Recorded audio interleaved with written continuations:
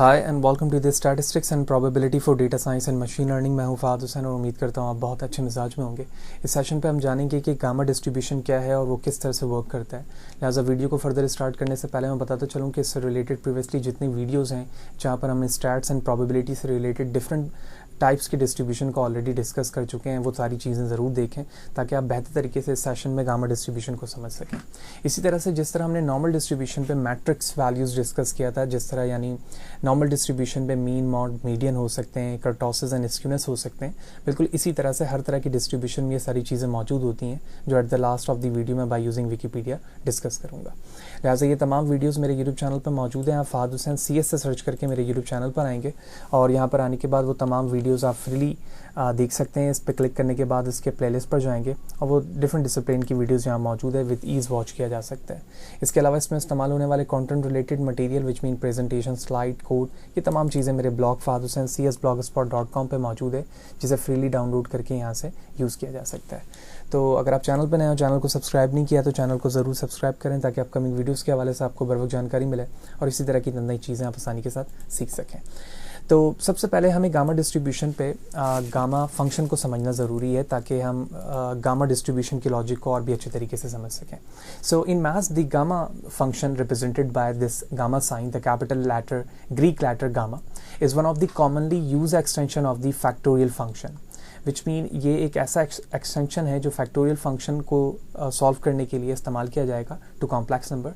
The gamma function is defined for all complex number expect the non-positive integer for any positive integer that is by using n-1। तो gamma function एक Greek letter से represent किया जा रहा है और ये फैक्टोरियल फंक्शन का एक एक्सटेंशन है जहाँ पर जो भी गामा की वैल्यूज़ आप फाइंड करना चाह रहे होंगे, जो भी पॉजिटिव इंटीजर होगा उसको आप n-1 के ज़रिए से फैक्टोरियल निकाल के मालूम कर सकते हैं। So drive by the Daniel Bernoulli for the complex number with a positive real part, the gamma function is defined by a convergent of improper integral. तो इस इंटीग्रल के ज़रिए से, इंटीग्रेशन यूजिंग के ज़रिए से हम गामा फंक्शन को सॉल्व कर सकते हैं। तो इस गामा फंक्शन की 3 प्रॉपर्टीज़ हैं जो फुलफ़िल होना ज़रूरी है। अगर मैं अल्फ़ा की वैल्यू, अल्फ़ा का मतलब ये है कि अकॉर्डिंग टू द विकीपीडिया यहाँ पर Z लिखा हुआ है तो इसे अल्फ़ा से भी रिप्रेजेंट किया जाता है। जब आप गामा वैल्यू किसी का भी निकालेंगे तो वो बराबर होगा गामा अल्फ़ा-1 मल्टीप्लाई बाय गामा अल्फ़ा-1 के। तो इसको सॉल्व करने का तरीका कुछ यूँ है कि अगर मैं बाय पार्ट लॉजिक को इस्तेमाल करूँ u इंटू v और इसको इंटीग्रेट करूँ तो ये इसी प्रॉपर्टी को फुलफ़िल करेगा। बिल्कुल इसी तरह से फॉर ऑल पॉजिटिव या एनी पॉजिटिव इंटीजर जब आप निकालेंगे गामा फंक्शन तो वो n-1 की इस प्रॉपर्टी को फुलफ़िल करेगा। इसका मतलब ये हुआ कि अगर मैं गामा वैल्यू फॉर एग्जांपल 2 निकालना चाह रहा हूँ तो ये बराबर होगा 1 फैक्टोरियल के। क्यों? क्योंकि ये n-1 हो जाएगा, n2-1 जिसके बेस पर 1 का फैक्टोरियल 1 के बराबर आएगा। तो बिल्कुल इसी तरह से अगर मैं गामा वैल्यू फॉर एग्जांपल 1 निकालना चाह रहा हूँ तो ये 0 के फैक्टोरियल के बराबर होगा और हम जानते हैं कि 0 का फैक्टोरियल 1 के बराबर होता है। तो जिस तरह की भी इसमें वैल्यूज़ होंगी हम यहाँ पर निकालने के बाद उसका फैक्टोरियल फाइंड कर सकते हैं। ग्राफिकली अगर इसी फंक्शन को देखें जो इंटीग्रेट होता है तो ये इसका डिस्ट्रीब्यूशन है या इसका ग्राफ है जिसमें हम यहाँ पर वैल्यूज़ को 1 के इक्विवेलेंट देख रहे हैं, जहाँ पर x की वैल्यू भी 1 है और y की भी वैल्यू 1 है। ये उसी वक्त आ रही है जब आपने वैल्यू 1 ली है और उसका फैक्टोरियल 0 आ रहा है और 0 के फैक्टोरियल के बिहाफ पर यहाँ पर वैल्यू 1 प्लॉट हो रही है। बिल्कुल इसी तरह लास्ट प्रॉपर्टी हमारे पास गामा वैल्यू हाफ की है और अगर हम गामा वैल्यू हाफ यहाँ पर अप्लाई करें 1/2 तो हमारे पास √π वैल्यूज़ यहाँ पर आएगी जो इन तीनों प्रॉपर्टी को फुलफ़िल करती है।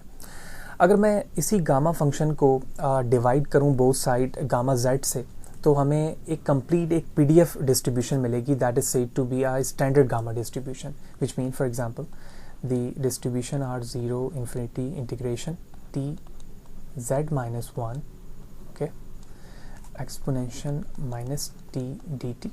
और अगर मैं इसे डिवाइड कर दूं गामा z से बोथ साइड तो ये वैल्यू कैंसिल हो जाएगी, विच मीन दिस साइड, तो ये हो जाएगा हमारा फंक्शन f(x) और ये कंप्लीट फंक्शन f(x) जहाँ पर जो है वो स्टैंडर्ड गामा डिस्ट्रीब्यूशन को रिप्रेजेंट कर रहा है। Very simple. अब ये स्टैंडर्ड गामा डिस्ट्रीब्यूशन किस तरह से प्लॉट होता है वो हम पहले तो इसकी डेफिनेशन समझ लेते हैं गामा डिस्ट्रीब्यूशन की और उसके बाद उस डिस्ट्रीब्यूशन के PDF से ये स्टैंडर्ड फॉर्म पर किस तरह से आ रहा होता है ये बात भी हमें समझ में आ जाएगी।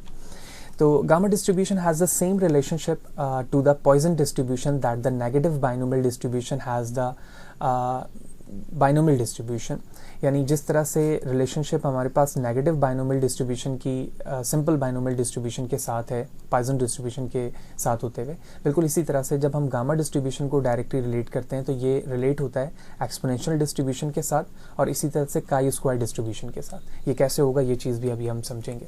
The gamma distribution is a family of the right skewed continuous probability distribution. These distributions are useful in real life where something has a natural minimum of 0. For example, it's commonly used in finance or elapsed time or during Poisson process. तो from the starting जहाँ पर हम Poisson distribution को discuss कर रहे थे, binomial और negative binomial distribution को, तो वहाँ पर हम चीज़ों को आपस में रिलेट होता हुआ देख रहे थे जब हम डिस्क्रीट डिस्ट्रीब्यूशन की बात कर रहे थे। और जब हम कंटिन्यूअस में आए तो वहाँ पर हमने एक्सपोनेंशियल डिस्ट्रीब्यूशन को देखा, इसी तरह से बीटा डिस्ट्रीब्यूशन देख चुके हैं, गामा डिस्ट्रीब्यूशन आप आज के सेशन पे देख रहे हैं। तो हम काफ़ी रिलेट होता हुआ इन डिस्ट्रीब्यूशन को देखेंगे। एडवांस एक्सटेंशन मैं कह सकता हूँ कि एक्सपोनेंशियल डिस्ट्रीब्यूशन का ये गामा डिस्ट्रीब्यूशन या काई स्क्वायर का ये गामा डिस्ट्रीब्यूशन एक एडवांस एक्सटेंशन है। इसी तरह से इसकी कुछ फैमिलीज़ में राइट स्क्यूड है ये, ठीक है, राइट स्क्यूड की फैमिली में ये यूज़ हो रहा है इसकी डिस्ट्रीब्यूशन, और ज़्यादा जो यूजेज हैं इसकी वो मिनिमम वैल्यू 0 में, जैसे कि फाइनेंस में या ड्यूरिंग पॉइजन प्रोसेस में इस्तेमाल किया जाता है। तो अब हमें ये समझना होगा कि गामा डिस्ट्रीब्यूशन को इन्वेंट करने का पर्पस क्या है। So the basic purpose is to predict the wait time until future event occur. तो जो हमें वेट टाइम चाहिए होता है जब तक इवेंट अकर ना हो जाए, उस चीज़ को प्रेडिक्ट करने के लिए हमें गामा डिस्ट्रीब्यूशन की ज़रूरत पड़ रही थी। जबकि हम इसी चीज़ को देखते हैं कि एक्सपोनेंशियल डिस्ट्रीब्यूशन में भी कुछ इसी तरह की चीज़ें हो रही थी। तो एक्चुअली फिर डिफरेंसेस क्या हुआ एक्सपोनेंशियल डिस्ट्रीब्यूशन में और गामा डिस्ट्रीब्यूशन के अंदर? तो इसका आंसर कुछ यूँ होगा कि the gamma distribution predict the wait time until the very first event occur. यानी जब एक्सपोनेंशियल डिस्ट्रीब्यूशन को हम यूज़ कर रहे होते हैं तो वहाँ पर हम वेट टाइम मालूम करते हैं उस वक्त तक जब तक हमारा पहला इवेंट अकर ना हो जाए। जबकि the gamma distribution on the other hand predict the wait time until the kth event occur. यानी जिस इवेंट को हम अकर करवाना चाह रहे हैं उस बेस पर वेट टाइम नोट करना चाह रहे हैं, जिसको हम एन कह सकते हैं, के कह सकते हैं, उस चीज़ के लिए हम गामा डिस्ट्रीब्यूशन को यूज़ कर रहे हैं। जबकि फर्स्ट इवेंट अकर होने के लिए जो टाइम रिक्वायर्ड है उसके लिए हम एक्सपोनेंशियल डिस्ट्रीब्यूशन को यूज़ कर रहे होते हैं। अब हमें लॉजिकली दोनों चीज़ें समझ में आ गई कि गामा डिस्ट्रीब्यूशन, गामा फंक्शन क्या है और डिस्ट्रीब्यूशन किस पर्पज़ के लिए इस्तेमाल हो रहा था। अब जब हम गामा डिस्ट्रीब्यूशन को विकिपीडिया पर देखते हैं तो वहाँ पर इसके 2 एस्पेक्ट हमें दिखाए जाते हैं, यानी 2 फार्मूलाज दिखाए जाते हैं जिसपे हम पैरामीटर वैल्यूज़ को के, थीटा और इसी तरह से अल्फ़ा और बीटा के फॉर्म पर देखते हैं। तो ये 2 वेरिएशन या 2 एस्पेक्ट गामा के पैरामीटर के साथ काफ़ी कंफ्यूज करते हैं हमें। तो इन दोनों को हम समझ लेते हैं कि ये दोनों जो पीडीएफ हैं जो गामा डिस्ट्रीब्यूशन की हैं 2 डिफरेंट पैरामीटर से एस्पेक्ट के साथ क्यों हैं। So for alpha beta parameterization which mean this one using our notation k the number of the event, यानी यहाँ पर जो के होगा अल्फ़ा बीटा के रिस्पेक्ट से, अगर मैं पहले वाले की बात करूँ अब, तो के the number of the event and theta the rate of event. Simply substitute alpha with के एंड बीटा विथ थीटा। तो इसका मतलब ये हुआ कि जहाँ पर अल्फ़ा मौजूद है वहाँ पर हम इसको सब्स्टिट्यूट चेंज कर सकते हैं के में, और जहाँ बीटा मौजूद है उसे हम थीटा से एक्सचेंज कर सकेंगे। फॉर के theta parametrization, theta is a reciprocal of the event rate theta lambda which is mean wait time, the average time between event arrival, यानी जो मीन टाइम है अराइवल टाइम के अराउंड पे, उस चीज़ को यहाँ पर लैम्डा से रिप्रेजेंट किया जा रहा है। Even though the PDF have different format, both parameterization generate the same model, just like in order to define a straight line some use a slope and a y-intercept while other use an x-intercept and a y-intercept। यानी अगर regression या straight line की equation से इसको आप compare करें तो कुछ जगहों पर जो है हम y इंटरसेप्ट को स्लोप के साथ इस्तेमाल कर रहे होते हैं, कुछ जगहों पर हम x इंटरसेप्ट और y इंटरसेप्ट को प्रेफर कर रहे होते हैं। तो बिल्कुल वही डिफरेंस जो है यहाँ पर इनके दरमियान यूजेज का है डिफरेंट पैरामीटर यूनिट के साथ के। Choosing one parameterization over another is a matter of taste. In my opinion, using lambda as a rate parameter makes more sense given how we drive both exponential and gamma using a Poisson distribution lambda. I also found lambda and beta parameterization is easier to integrate. यानी इसका overall मतलब ये हुआ कि इन दोनों को हम interchangeably gamma distribution पे इस्तेमाल कर सकते हैं, लेकिन ज़्यादातर हम इस चीज़ को प्रेफर करेंगे कि अल्फ़ा बीटा पैरामीटर के साथ जो हमारे पास डिस्ट्रीब्यूशन मौजूद है उसे ही प्रेफर किया जाए। तो अगर मैं इसे अपना स्टैंडर्ड डिस्ट्रीब्यूशन फॉलो करता हूँ कि ये हमारा गामा डिस्ट्रीब्यूशन है, और इस गामा डिस्ट्रीब्यूशन पे अगर मैं अपनी बीटा की वैल्यू 1 कर दूँ, इस बीटा की वैल्यू को हम 1 कर दें, तो ये हमारा कन्वर्ट होकर इक्वेशन कुछ ऐसे बन जाएगी कि x alpha -1 exponential -x divide by gamma of lambda. तो ये जो इक्वेशंस हमारी आई है ये एक्चुअली बिल्कुल वही इक्वेशन है जो हमने गामा फंक्शन के ज़रिए से अभी थोड़ी देर पहले डिज़ाइन की थी, जिसमें t(z-1) एक्सपोनेंशियल -t थी। तो ये तो अल्फ़ाबेटिक वेरिएबल्स हैं, वो कुछ भी हो सकते हैं। तो एग्जैक्ट ये वही इक्वेशन बन गई जिसको हमने स्टैंडर्ड गामा डिस्ट्रीब्यूशन कहा था। तो इसका मतलब ये हुआ कि हम इस गामा डिस्ट्रीब्यूशन के अल्फ़ा बीटा पैरामीटर्स के साथ जब बीटा की वैल्यू को 1 के बराबर रखते हैं तो हमारे पास जो डिस्ट्रीब्यूशन यहाँ पर आती है वो स्टैंडर्ड गामा डिस्ट्रीब्यूशन होती है, जो अभी हमने यहाँ पर वेरीफाई करके भी देखा। जबकि जो पैरामीटर है यहाँ पर अल्फ़ा वो शेप को रिप्रेजेंट करता है, यानी जो आपकी डिस्ट्रीब्यूशन का शेप आएगा प्लॉट होने के बाद वो अल्फ़ा के ज़रिए से होगा, और जो उसके दरमियान रेट वैल्यूज़ बनेगी वो बीटा के ज़रिए से हो रही होगी। अब हम ग्राफिकली इन चीज़ों को देख लेते हैं कि ग्राफिकली ये चीज़ कैसे हो रही है। हमारे पास के और लैम्डा यहाँ पर मौजूद है, और अभी हम देख चुके हैं कि मैं के को यहाँ पर अल्फ़ा से, जबकि थीटा को यहाँ पर बीटा से रिप्रेजेंट करूँगा। तो मैं इस के की जगह अल्फ़ा लिख सकता हूँ और यहाँ पर मैं इसे बीटा भी कह सकता हूँ, जो कि अभी हमने यहाँ पर देखा भी है। तो अगर आप के की डिफरेंट वैल्यूज़ देखें तो इस डिस्ट्रीब्यूशन में के 1 है, फिर के 5 है और के 10 है। तो के की वैल्यू जब कम है तो आप इसके दरमियान जो गैप्स देख रहे हैं वो कम है, जबकि के की वैल्यू जब 5 की गई है तो इसके दरमियान आप गैप ज़्यादा देख रहे हैं, जबकि के की वैल्यू जब 10 हो रही है तो स्प्रेड वैल्यू यहाँ पर बढ़ती चली जा रही है। बिल्कुल इसी के कंपेयर में जब आप बीटा वैल्यू देखते हैं जो हमारे पास रेट वैल्यूज़ कहला रही थी, उसमें जैसे जैसे हमारे पास वैल्यूज़ ज़्यादा होने लग रही हैं, जो हाइट है हमारे डिस्ट्रीब्यूशन की वो कम हो रही है। आप लैम्डा की वैल्यू 1 पर देख रहे हैं, लैम्डा की वैल्यू जब बढ़ रही है तो पिकनेस भी हमारी बढ़ रही है। तो ये ऑरेंज लाइन है, लैम्डा की वैल्यू 3 है, ये सबसे ज़्यादा है, फिर ये 2 पर है और फिर ये 1 पर डिस्ट्रीब्यूशन है। ऑल्दो इसके साथ जो हमने लैम्डा अल्फ़ा की वैल्यू रखी हुई है वो यही है जो कि लेफ्ट साइड पे मौजूद है।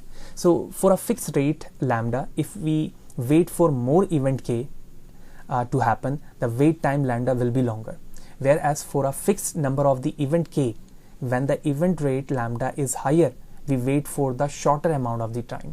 तो उसी रिस्पेक्ट से हम अपने लैम्डा और इसी तरह से k की वैल्यू को चेंज करते हुए अपने शॉर्ट टाइम को या फिर वेट टाइम को चेंज होता हुआ यहाँ पर देख रहे हैं। यूजेज के हवाले से बात करें कि जिस तरह से हमने बीटा डिस्ट्रीब्यूशन देखा था, बिल्कुल उसी तरह से गामा डिस्ट्रीब्यूशन के भी मल्टीपल यूजेज हैं जहाँ पर इनको इस्तेमाल किया जा रहा होता है, और specially in the field of the data science और डेटा एनालिसिस पर सबसे ज़्यादा प्रेफर इन चीज़ों को किया जा रहा होता है जहाँ पर इस तरह की डिस्ट्रीब्यूशन बेस्ड प्रॉब्लम होती हैं। So the gamma distribution is a continuous probability distribution that model right skewed data, as we have seen statisticians have used this distribution to model cancer rate values, insurance claim and the rainfall. तो ये कुछ basic इनकी example हुई जहाँ पर हम gamma distribution के base पर इनकी वैल्यूज़ को रेज होता हुआ देखते हैं। Additionally the gamma distribution is similar to the exponential distribution. Exponential distribution पे ये किस तरह से सिमिलर हो सकता है, तो अगर आप एक्सपोनेंशियल डिस्ट्रीब्यूशन पे देखें जो हमारे पास स्टैंडर्ड हमारे पास गामा डिस्ट्रीब्यूशन था दिस वन, अगर मैं इसमें अल्फ़ा की वैल्यू 1 रखूं और बीटा की वैल्यू को लैम्डा कर दूं, तो इस बेस पर जो हमारे पास डिस्ट्रीब्यूशन बनेगी वो हमारे पास एक्सपोनेंशियल डिस्ट्रीब्यूशन बन जाएगी। ठीक है, तो यही वजह है कि अगर मैं इन वैल्यूज़ को चेंज करता हूं तो ये एक्सपोनेंशियल डिस्ट्रीब्यूशन में कन्वर्ट हो जाएगी, जिसको यहाँ पर बताया गया है। And you can use this it to model the same type of the phenomena, for example failure time, wait time, service time, etcetera. So the graph of the gamma distribution, the most frequent use case of the gamma distribution is to model the time between independent event that occur at the constant average rate. Using this distribution, analysts can specify the number of the event, such as modeling the time until the second and third accident occur. जैसे कि अभी हमने starting में भी देखा कि जो wait time है दो इवेंट्स के दरमियान उनको जानना और उसके बाद उन वेटेड टाइम्स डिफरेंट जो आए हैं उनके कॉम्बिनेशन को सम अप करके जानना या उसको डिस्ट्रीब्यूट करना गामा डिस्ट्रीब्यूशन कहला रही होती है, और इसी चीज़ को यहाँ डिस्कस किया गया है. So in this context reliability analyst use the gamma distribution to model failure time. And the last thing is example कि गामा डिस्ट्रीब्यूशन को किस तौर पर या किस तरीके से एग्जाम्पल पे इस्तेमाल किया जा सकता है. So a typical application of the gamma distribution is to the model the time it's take for a given number of the event to occur. For example, each of the following given an application of the gamma distribution, which means they acts as a variable. Lifetime of 5 radioactive particle हमारे पास हैं जिसको हमने variable x से represent किया. So x long, how long you have to wait for 3 accident to occur at the given intersection. इसी तरह second example मैं कह सकता हूँ कि कितना टाइम हमें वेट करना पड़ेगा कि 3 एक्सीडेंट अकर हों किसी एक गिवन इंटरसेक्शन के अंदर. So in this example the parameter lambda represent the rate at which this event occur, ठीक है, where and the parameter alpha is the number of the event desired. So in this first example alpha is equal to 5 जो radioactive में लिया है, whereas the lambda represent the rate at which particle decays you want to prefer. तो जिस चीज़ पे आप उसको prefer करवा के रेट करवाना चाहते हैं वहाँ पर आप लैम्डा की वैल्यू को लिखकर इस डिस्ट्रीब्यूशन को सॉल्व कर सकते हैं. तो इस तरह से हमने जाना कि गामा फंक्शन क्या है, गामा डिस्ट्रीब्यूशन हम क्यों यूज़ कर रहे होते हैं, फ़र्क क्या है गामा डिस्ट्रीब्यूशन में और एक्सपोनेंशियल डिस्ट्रीब्यूशन पे, स्टैंडर्ड गामा डिस्ट्रीब्यूशन क्या है, और इसी तरह से जो गामा डिस्ट्रीब्यूशन के 2 वेरिएशन एस्पेक्ट मौजूद हैं उनके पैरामीटर्स के दरमियान फ़र्क जाना, ग्राफ देखा, और उसके बाद हमने ये भी देख लिया कि हम किस तरह से इसको एक्सपोनेंशियल डिस्ट्रीब्यूशन पे देख सकते हैं कि अगर मैं उनकी वैल्यूज़ को चेंज कर लूँ. एट लास्ट हमने एग्जांपल भी करके देखी. अब हम देखते हैं कि विकीपीडिया इस हवाले से हमें डिफरेंट मैट्रिक्स क्या बता रहा है और उससे हम मज़ीद अपनी नॉलेज को इन्हेंस कर सकते हैं. तो चलते हैं विकीपीडिया पर जहाँ पर इन चीज़ों को डिस्कस करते हैं कि इनकी मैट्रिक्स वैल्यूज़ क्या हैं. तो गामा डिस्ट्रीब्यूशन मैंने यहाँ पर ओपन किया हुआ है और इसके ग्राफ को अगर आप देखें तो बिल्कुल वही ग्राफ है जो अभी हमने डिफरेंट मैट्रिक्स यूनिट के साथ वहाँ पर देखी थी. वहाँ पर हमने अल्फ़ा बीटा लिया था और इन्होंने के और थीटा के साथ इन चीज़ों को यूज़ किया हुआ है. तो आप के और थीटा के दरमियान डिफरेंट वैल्यूज़ पर डिफरेंट ग्राफ्स को यहाँ पर प्लॉट होता हुआ देख रहे हैं. और अगर आप इस ब्लैक कलर को देखें जो ऑलमोस्ट नॉर्मल डिस्ट्रीब्यूशन के कर्व के साथ है, तो यहाँ पर के की वैल्यू 9 और थीटा की वैल्यू 5 है. तो मैं कह सकता हूँ के अगर 10 है तो थीटा की वैल्यू 5 पर हम यहाँ पर नॉर्मल डिस्ट्रीब्यूटेड प्लॉट होता हुआ देख रहे हैं. और अगर मैं इसकी क्यूमुलेटिव डिस्ट्रीब्यूशन को देखूँ तो क्यूमुलेटिव डिस्ट्रीब्यूशन भी यहाँ पर प्लॉट हुआ है. और अगर आप इसके पीडीएफ फार्मूला को देखें तो बिल्कुल यही पीडीएफ फार्मूला है जो अभी हमने वहाँ पे देखा था. सपोर्ट यहाँ पर x बिलोंग्स टू 0 इन्फिनिटी और 0 इन्फिनिटी, इसका मतलब ये है कि जो रैंडम वेरिएबल्स होते हैं वो 0 टू इन्फिनिटी यहाँ पर हो सकते हैं, जबकि शेप और रेट पैरामीटर दोनों ही ग्रेटर दैन 0 होंगे.